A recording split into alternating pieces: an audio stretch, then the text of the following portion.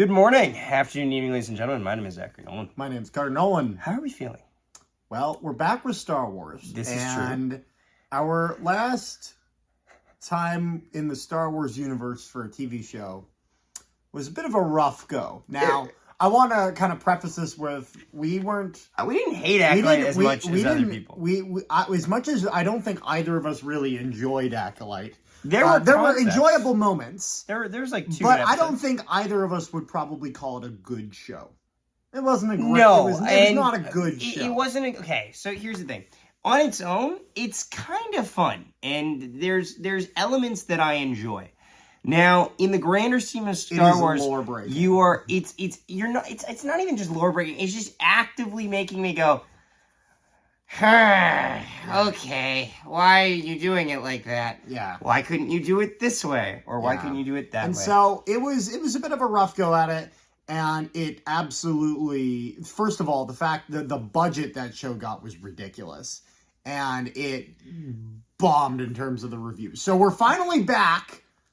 And the great thing that we could say is that this is better than that. Yeah, I think I could comfortably say it's that funny, at least. Because I think I like, it's ironic. I like the premise of the Acolyte more than I like the premise of this, because I usually don't find childish stories that engaging. Like, especially anytime, since children in Star Wars have had a bit of a rough go at it. Yeah, but I mean, besides young Leia in the Kenobi show.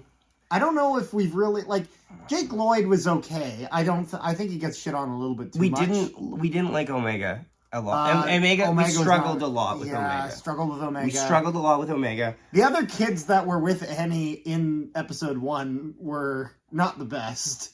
No, and the dialogue was a little shot. And we see a little bit of that here. What I was gonna say though is that I usually don't gravitate to a story that is led by children. We did that with Mighty Ducks, and even then, that was a bit of a slog where I was focusing more on adult characters. It is funny because there's a character in that I can't remember his name. We definitely see a parallel to a character in this show. It's Neil. We love Neil. Yes. I would die for Neil. Neil's great. So let's just talk first off the 4 leads. So first lead, Human Boy. He's fine. I think he has. The problem with him is the problem. He's Ludwig the Luffy without the charm of Luffy. Luffy. Oh, yes. One Piece. Yes. Oh, yes. In terms of, I just want to go on an adventure. You're comparing him to. That is such a pull. That's the way to go. No, but in sense of no, you're right. That's such a pull. But that is such a pull. I think Luffy is actually a good comparison. He just doesn't have the charm of Luffy. No, he doesn't. He just has the I want to do. He has the yes. He has the I want to go on an adventure thing. He actually reminds me of Luffy in the flashback scenes that are kind of a little bit. Okay, yeah. I can see that. Where he's a bit younger, but he's okay. But he's at this point sort of used as a vessel for the plot to develop, because he has to make mistakes for the plot to change. So it's fine. It's better than him being just a complete Mary Sue who's good at everything. How do we think? Okay, so there's KB with the visor. KB's fine. KB's chill. I like KB. Yep. KB's okay. Actually, I like KB in the context of they're setting her up as somebody who's could be like a pilot. I like that. She's tech. I like the tech. She's totally tech. Her personality is a little one-dimensional, but I'm not asking for a crazy. I don't need a crazy expansive character. But there's also room to expand on it later, in the sense of you can tell that you're not with what you're seeing of her character now. There's more to it than that. The main female lead is good. However, Fern is good. However, Fern is one of those characters that is it Fern or is that the male? Because the guy was Fern is her. She's who's the main guy? Who's the main guy? I can't remember. Because they were calling out for him. No, because they consistently call her Fern. Okay, so Fern is good.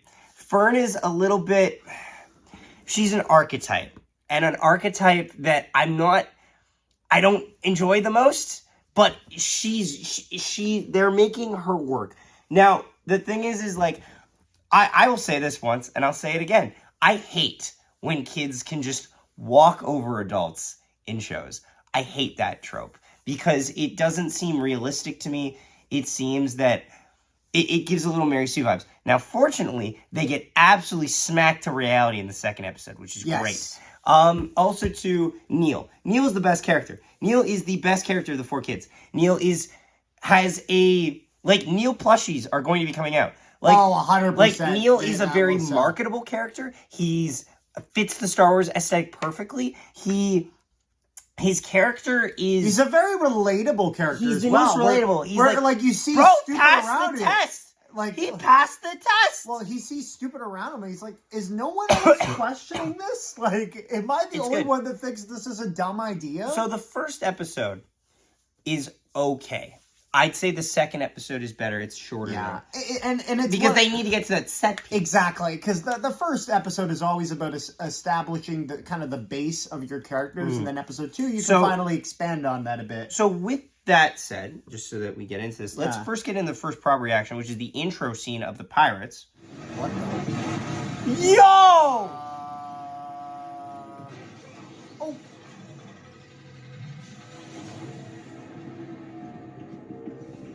Pardon me? So, they're kind of hiding this, but it's very obvious. The captain that gets mutinied against is Jude Law's character. Yes. I don't know why they hid it, but like they put a mask on him and it's like, okay, cool. Also, let's just talk about the werewolf. The wolf. He's got the dog in him. I love him. He's got that shot of him coming down the tunnel after gunning down all those guys. Great shot. Also, he is the big bad wolf. I kind of mentioned this immediately. I went because we kind of got the vibe immediately. We're like, you're more of a villain than the captain in this regard, and so yeah. Also, you know what's good about something like this as well?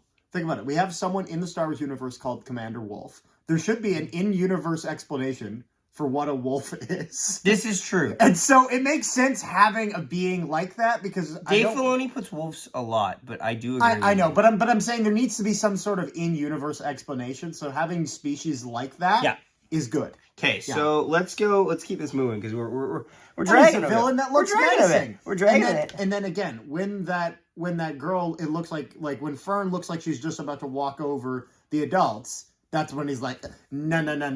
You're going in the break. Go in the freaking prison. So let's first go. This is where the characters live. It's Super Earth from Helldivers. Yeah, 100% is. Bro's got a driveway. Does Bro live on Super Earth from Helldivers? Yeah. Where is this? For democracy. Manage democracy. This is Super Earth. Sweet liberty. This is Super Earth.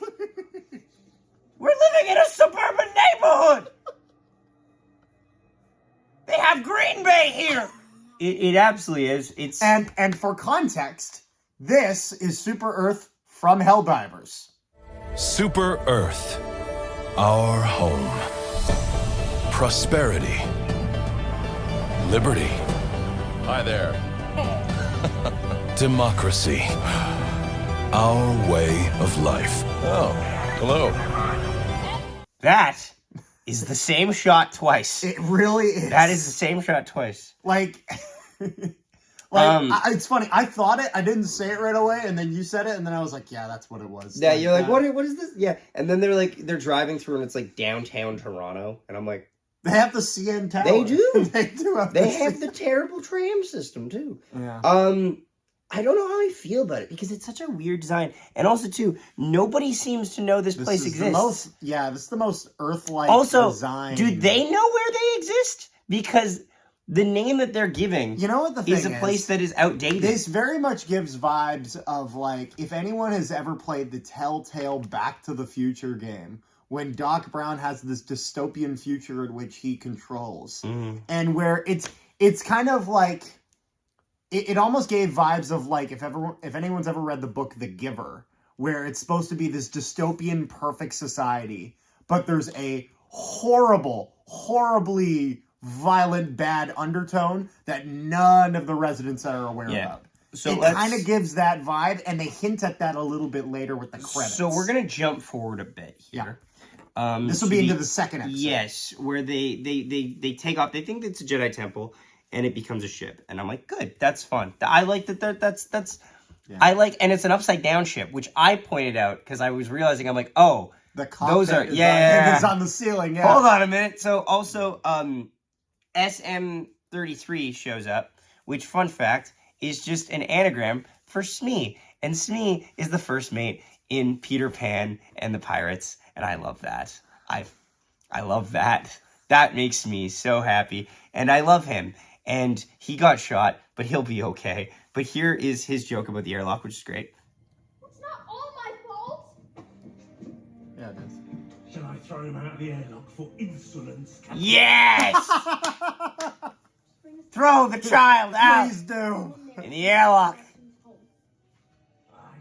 Honestly, I'd have thrown the kids in the airlock. Smee's a Well, no, smarter guy he than was me. just going to throw the one kid. Just Yes, the lead. yes, the yes. one that, caused all the problems and then got upset because everyone else realized he caused all the problems. Again, it's worth noting, we don't know how old Smee is.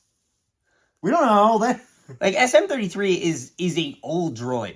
Yes. They show that, and he looks aged, but the bro has got the dog in him. Yes. And when we see the scene of him fighting, oh boy, oh howdy hey. Opens a I big hope fat you can of enjoyed whoop-ass. watching Real Steel.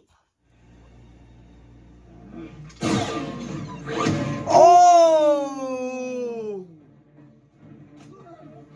Oh! It's like Real Steel! Oh! Oh, he's got a shield too. Oh my god! He's going on. What? Ow! Ow! Oh!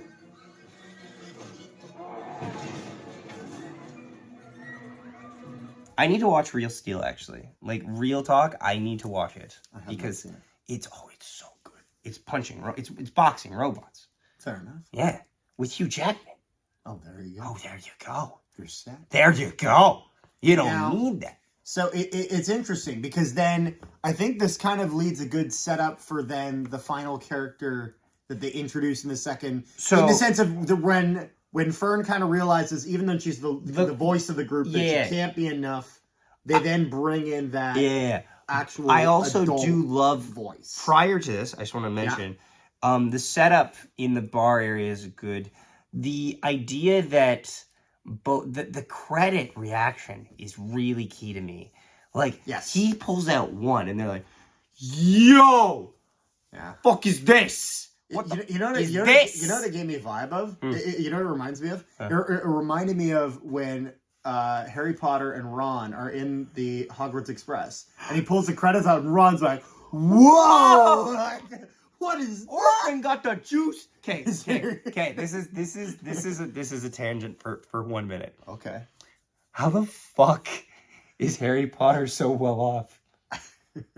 His parents were like, did one job. They did like horrors, and they fought against Voldemort. That's not a well-paying. You don't get tenure from that shit. You know what it was? There's no pension plan. You know what it probably was? It was probably all the family, everyone like sending like donation, like a GoFundMe for Harry Potter, but he never received any of the money. So it just went to Gringotts. A GoFundMe. Yes, He for killed the boy Voldemort. who lived. He killed Voldemort. Here's a GoFundMe page. Hey, fucker. I killed Hitler. Here's a GoFundMe page. Wait a minute. That's brother. The parallels. Come on, man. Be better. But yes, our last character is.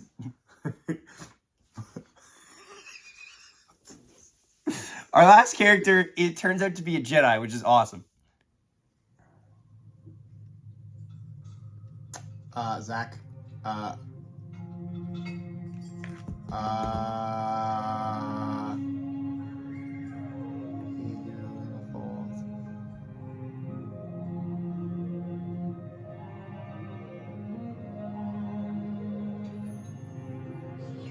That changes the entire complexity of this show now. Now, there's only They hit it. There's only one thing I'm worried about. Mhm. Is our main protagonist about to get even more annoying now that he's Oh. a Jedi? 100%.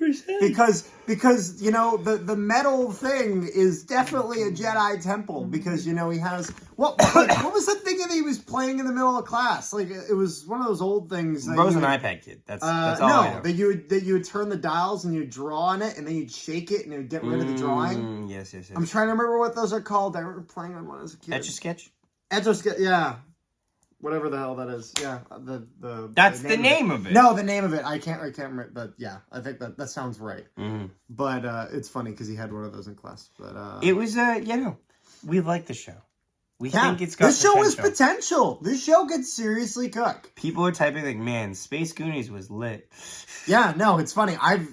Unfortunately, I've never actually seen the Goonies. I need to at some point. But I heard that this show looked like it was going to be a comparison to that, and everything I've heard about the Goonies looks to be pretty accurate with this. And it's a strong start in my opinion. I think this show has started pretty well, and I know Kathleen Kennedy is looking to go out on a bang, so maybe this can get her out of Lucasfilm. We'll see. This is true. So yes, let us know down below your thoughts. Please leave a like and subscribe on the video. Thank you so much for watching, and we'll be back later today when your Winnipeg Jets take on the St. Louis Blues. Tonight, I will be covering that. Thanks so much for watching, and we will see you next time. How did my father die? Like a panther.